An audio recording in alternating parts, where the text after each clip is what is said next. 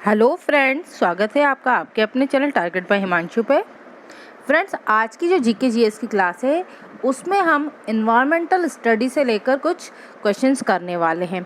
अब तक हमने हमारी क्लासेस में इंडियन हिस्ट्री, ज्योग्राफी, साइंस और यहाँ तक कि भारत की राज्य व्यवस्था यानी संविधान से रिलेटेड क्वेश्चंस के लगभग दो तीन क्लासेस ले चुके हैं। अब जो हमारा अभी जीके जीएस की क्लास का टॉपिक है वो रहेगा अपना इन्वायरमेंटल स्टडी। तो चलिए क्लास को स्टार्ट करते हैं। उससे पहले मैं आपसे कहना चाहूँगी कि अब तक जिसने चैनल को सब्सक्राइब नहीं किया है वो प्लीज़ चैनल को सब्सक्राइब कर ले, बेल आइकन को प्रेस करके ऑल नोटिफिकेशंस को ऑन कर ले, ताकि आने वाले सभी वीडियोस के जो लिंक है, जो नोटिफिकेशन है वो आपको मिलते रहे। आप हमारे टेलीग्राम ग्रुप को भी ज्वाइन कर सकते हैं जो कि टारगेट बाय हिमांशु के नाम से है। आप सर्च करेंगे तो आपको टेलीग्राम पे ये ग्रुप मिल जाएगा। ये हमारा लोगो है जो कि आपको दिखाई दे रहा है। तो आप प्लीज़ हमारे टेलीग्राम ग्रुप को ज्वाइन करें, चैनल को सब्सक्राइब करें, ताकि हमारी सभी क्लासेस का बेनिफिट आप ले सकें। चलिए बढ़ते हैं और आज की वीडियो को स्टार्ट करते हैं। आज की क्लास का आपका फर्स्ट क्वेश्चन रहेगा, निम्नलिखित में से कौन सी एजेंडा 21 की सही परिभाषा है। आपको बताना है कि कौन सी लाइन है या कौन सा कथन है जो कि एजेंडा 21 को बिल्कुल प्रॉपर तरीके से डिफाइन करता है। आपके ऑप्शंस हैं, यह मानव अधिकारों की सुरक्षा और संयुक्त राष्ट्र संघ यूएनओ की कार्य योजना है। ऑप्शन बी है, यह नाभिकीय निशस्त्रीकरण पर 21 अध्यायों की पुस्तक है। ऑप्शन सी है, यह 21वीं सदी में विश्व पर्यावरण संरक्षण हेतु कार्य योजना है। ऑप्शन डी है, यह दक्षिण एशिया क्षेत्रीय सहयोग संघ सार्क की आगामी बैठक में अध्यक्ष के चुनाव हेतु एजेंडा है। तो बताइए इसका सही आंसर क्या रहेगा।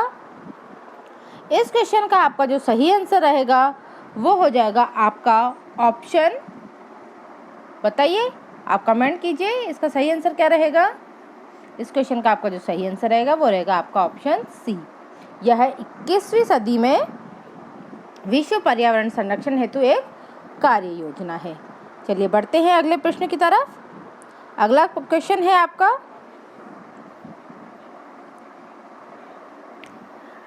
यूरो सेकंड मानकों को पूरा करने के लिए अति अल्प सल्फर डीजल में सल्फर की मात्रा क्या होनी चाहिए। आपके ऑप्शंस हैं 0.5%, 0.1%, 0.15% या फिर 0.2%। तो बताइए इसका सही उत्तर क्या रहेगा। तो इस क्वेश्चन का आपका जो सही उत्तर रहेगा वो हो जाएगा आपका ऑप्शन बी, 0.1%। चलिए बढ़ते हैं नेक्स्ट क्वेश्चन की तरफ। पारिस्थितिक तंत्र में तत्वों के चक्रण को क्या कहते हैं। आपको बताना है कि पारिस्थितिक तंत्र में जो खनिज तत्व हैं उनके चक्रण को क्या कहा जाता है। रासायनिक चक्र, जैव भू रासायनिक चक्र, भूवैज्ञानिक चक्र या भू रासायनिक चक्र। तो बताइए इसका उत्तर क्या होगा। इसका उत्तर रहेगा आपका ऑप्शन बी, जैव भू रासायनिक तत्व। देखिए हमारे पर्यावरण में अनेक सजीव और निर्जीव तत्व पाए जाते हैं, तो इनका जो क्या है वो पर्यावरण संतुलन बनाए रखने के लिए इनका हमेशा चक्रण चलता रहता है। ठीक है, उत्पादक, उपभोक्ता, अपघटक, ये सब क्या होते हैं, पारिस्थितिक तंत्र के जैविक घटक होते हैं, जबकि खनिज तत्व, मृदा, जल, वायु, ये सब क्या होते हैं, निर्जीव तत्व होते हैं। तो इनका हमेशा एक चक्र के फॉर्म में इनका जो क्वांटिटी है वो हमेशा पर्यावरण में संतुलित रहती है। इन्हीं चक्रों को हम क्या कहते हैं, जैव भू रासायनिक चक्र कहते हैं। चलिए अगले प्रश्न की तरफ बढ़ते हैं। नेक्स्ट क्वेश्चन है आपका, सूची ए को सूची 2 से आपको सुमिलित करना है। तो देखिए यहाँ पर कुछ अभ्यारण्य दिए गए हैं और उनके सन दिए गए हैं, स्थापना दिवस वर्ष दिए गए हैं, तो आपको इनको मैच करना है। तो देखिए नीलगिरी 2000, नंदा देवी 1989, सुंदरवन 1988 और कंचनजंगा 1986। तो बताना है आपको सही तरीके से इनको सुमेलित करना है। तो देखिए अब अपन इनको कर लेते हैं सुमेलित। आपका जो नीलगिरी है इसका स्थापना दिवस रहेगा आपका 1986, 1986। ठीक है, नंदा देवी जो है आपका उसका हो जाएगा आपका 1988। 1988।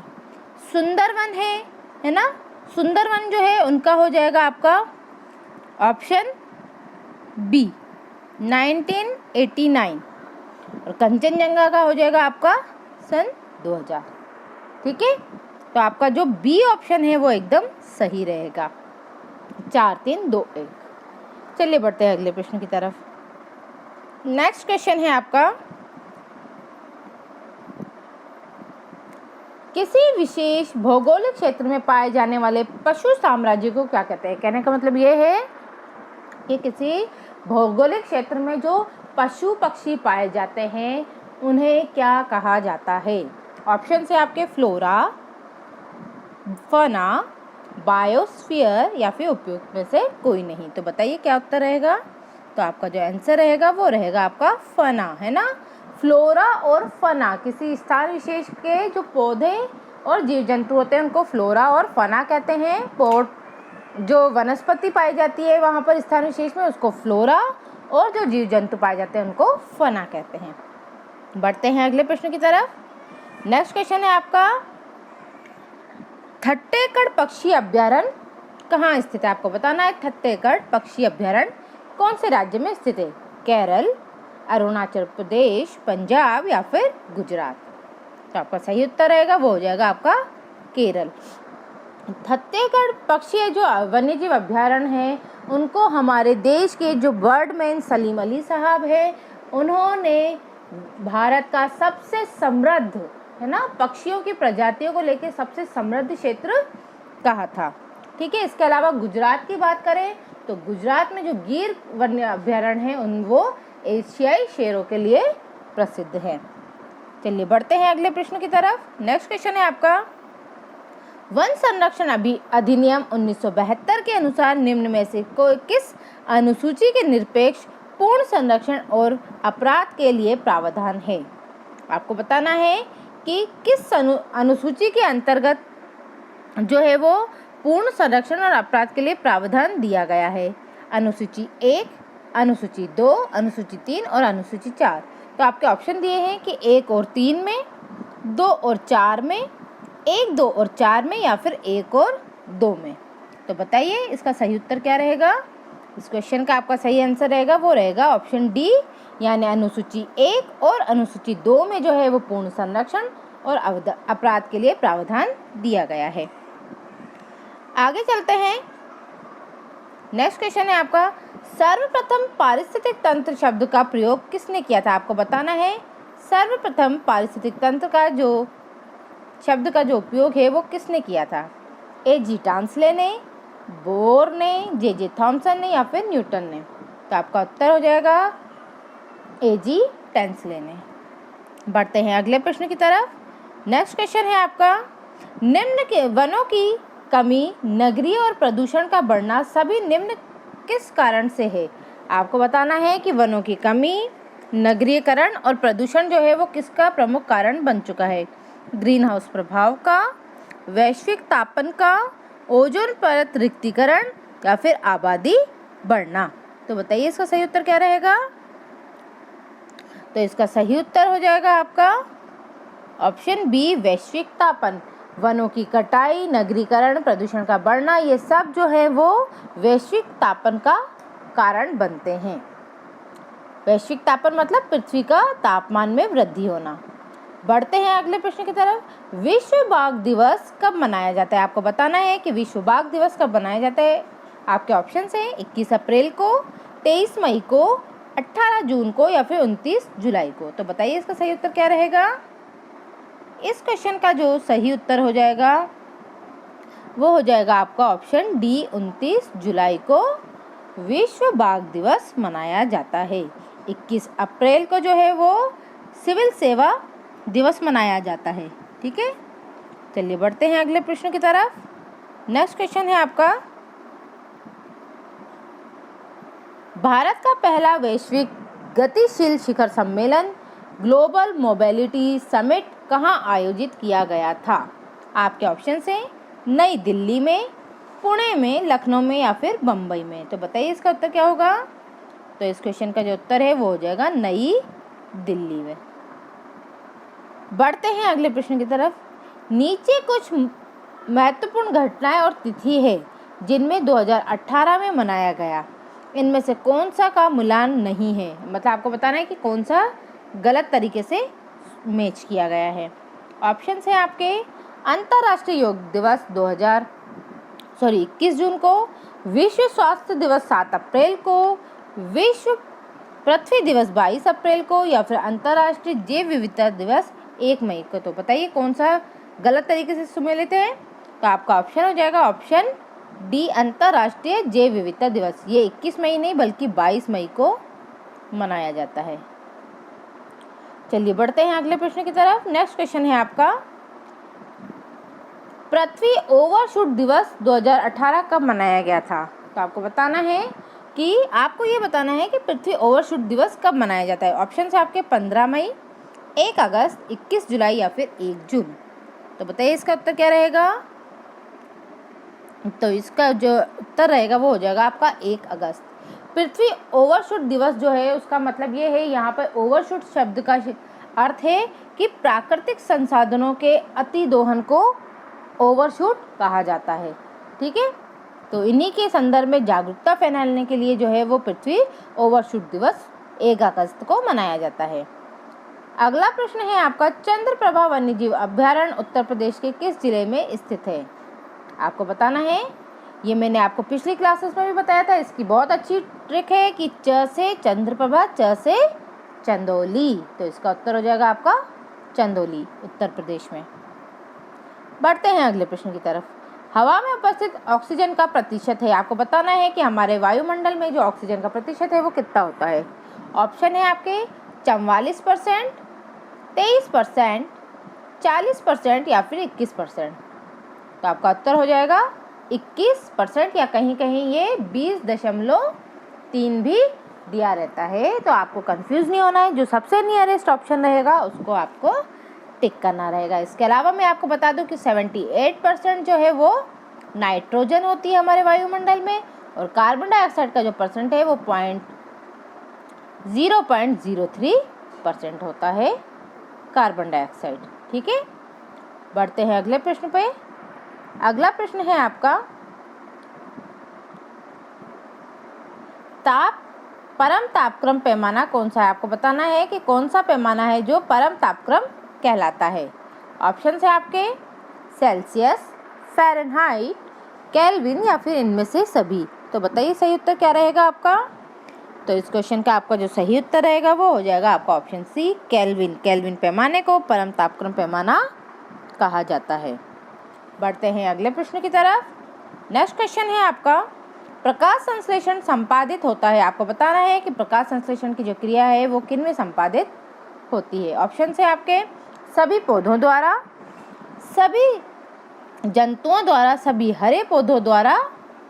बताइए, तो इसका उत्तर हो जाएगा सभी हरे पौधों द्वारा। आपको पता है प्रकाश संश्लेषण की क्रिया के लिए क्लोरोफिल का होना बहुत जरूरी है, इसलिए सभी पेड़ पौधे जो कि हरे होते हैं उनमें प्रकाश संश्लेषण की क्रिया होती है। बढ़ते हैं अगले प्रश्न की तरफ। ध्वनि या ध्वनि प्रदूषण मापा जाता है। आपको बताना है कि ध्वनि मापन की इकाइयाँ क्या होती हैं। ऑप्शन है आपके फोन, डेसी, डेसीबल या डेसिमल। तो आपका उत्तर हो जाएगा डेसीबल। बढ़ते हैं नेक्स्ट क्वेश्चन की तरफ। अगला प्रश्न है आपका, निम्न में से कौन पर्यावरण के लिए हानिकारक है। ऑप्शन है आपके कागज, कपड़ा, धातु या फिर प्लास्टिक। तो बताइए पर्यावरण के लिए कौन हानिकारक है। तो आपका उत्तर हो जाएगा प्लास्टिक। बढ़ते हैं अगले प्रश्न की तरफ। अगला प्रश्न है आपका, निम्न में से कौन विश्व उष्मायन का कारण है। तो आपको बताना है कि कौन जो है वो विश्व उष्मायन का कारण है। जल प्रदूषण, मृदा प्रदूषण, वायु प्रदूषण या फिर ध्वनि प्रदूषण। तो इसका उत्तर हो जाएगा इसका उत्तर रहेगा आपका ऑप्शन सी, वायु प्रदूषण जो है वो मुख्य रूप से विश्व उष्मायन का कारण है। अगले प्रश्न को देखते हैं। महासागरों में पृथ्वी पृष्ठ के अधिकांश जगह आवृत किया होता है। आपको बताना है कि हमारी पृथ्वी का लगभग कितना % भाग जो है वो महासागरों द्वारा आच्छादित है। ऑप्शन है आपके 3/4 भाग, 1/2 भाग, 1/4 भाग या 2/3 भाग। तो बताइए इस क्वेश्चन का सही आंसर क्या रहेगा। इसका सही उत्तर रहेगा आपका 3/4 भाग जो है वो महासागरों से आच्छादित है। नेक्स्ट क्वेश्चन है आपका,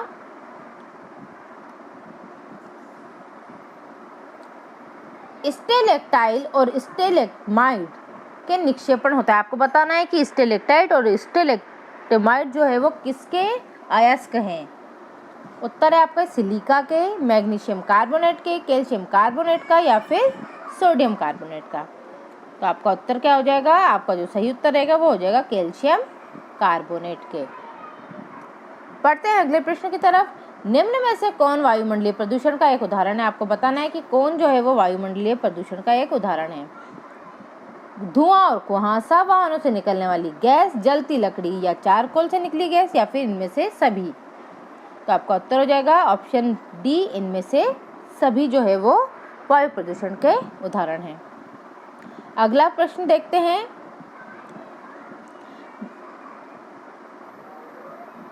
भारत तथा दूसरे देशों में प्रदूषण को रोकने के लिए बनाए गए डैश नियम डैश का प्रयोग करते हैं। डैश के प्रयोग को रोकता है। आपके ऑप्शन है कागज के थैले के उपयोग का, प्लास्टिक के थैले के उपयोग का, नायलॉन के थैले के उपयोग का या फिर चमड़े के थैले के उपयोग का। तो बताइए उत्तर क्या रहेगा आपका। तो इसका उत्तर हो जाएगा आपका प्लास्टिक के थैले के उपयोग को रोकते हैं। बढ़ते हैं अगले प्रश्न की तरफ। नेक्स्ट क्वेश्चन है आपका, पारिस्थितिक तंत्र का उदाहरण है। आपको बताना है कि दिए गए ऑप्शन में से कौन जो है वो एक पारिस्थितिक तंत्र का उदाहरण है। वायु, तालाब, जल या फिर मृदा। तो देखिए वायु, जल और मृदा जो है वो तो पारिस्थितिक तंत्र के अजैविक घटक है, जबकि तालाब जो है एक पारिस्थितिक तंत्र का उदाहरण है। इसी प्रकार से घास का मैदान, वन, समुद्र ये भी पारिस्थितिक तंत्र के उदाहरण है, और जो समुद्र है वो सबसे विशालतम पारिस्थितिक तंत्र का उदाहरण है। अगला प्रश्न है, कौन जीवीय कारक नहीं है। आपको बताना है कि कौन सा निम्न में से कौन सा जो कारक है वो पर्यावरण का जीवीय कारक नहीं है। ऑप्शन है आपके पेड़ पौधे, जंतु, सूक्ष्म जीव या फिर प्रस्तर। तो आपका सही उत्तर हो जाएगा प्रस्तर। प्रस्तर मतलब पत्थर जो है वो एक अजीवीय कारक होता है। तो चलिए फ्रेंड्स, आज की क्लास में इतना ही। आई होप आपको क्वेश्चंस पसंद आए होंगे। ये सभी क्वेश्चन प्रीवियस ईयर क्वेश्चंस हैं जो अलग अलग एग्जाम में पूछे गए हैं। तो ऐसे क्वेश्चन की जो दोबारा से रिपीट होने की संभावना सबसे ज़्यादा होती है। तो आप रेगुलरली बेसिस पे सभी क्लासेस को अटेंड कीजिए, क्योंकि हम हर एक क्लास में प्रीवियस ईयर क्वेश्चंस जो हैं वो विद एक्सप्लेनेशन आपको समझाते हैं। उससे आपके कॉन्सेप्ट्स भी क्लियर होते हैं और चीज़ें जो है उसके आसपास के फैक्ट को जानने से आपके लगभग, जैसे आज की क्लास में हमने 26 क्वेश्चन किए, पर मैंने इससे रिलेटेड आपको कुछ फैक्ट्स बताए, तो आपके अप्रॉक्सीमेट कम से कम 50 क्वेश्चन तैयार हो जाते हैं परीक्षा को लेकर। और तो अगर अभी तक जिसने चैनल को सब्सक्राइब नहीं किया है तो प्लीज़ चैनल को सब्सक्राइब कर लीजिए, हमारे टेलीग्राम चैनल को ज्वाइन कर लीजिए, ताकि आपको सभी क्लासेस की लिंक जो है वो आपके टेलीग्राम चैनल पर मिल जाए।